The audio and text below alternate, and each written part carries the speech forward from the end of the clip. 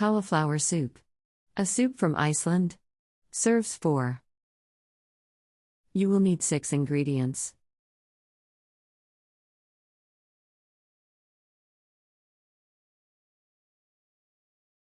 Step 1. Steam the cauliflower in the meat broth or the water and bullion until soft.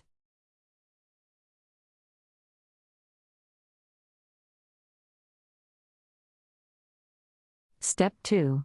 Reserve 1 to 2 branches of steamed cauliflower for each soup bowl, keep warm.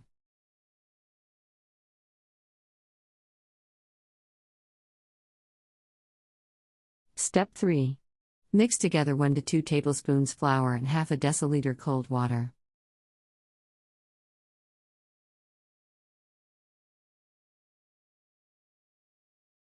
Step 4.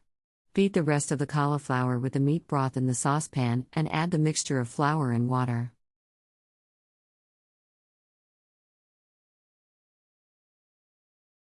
Step 5.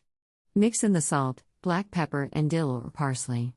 Boil for about 5 to 10 minutes and then add cream. Best served with fresh bread with butter. Country Reports, Culture, Countries, Travel.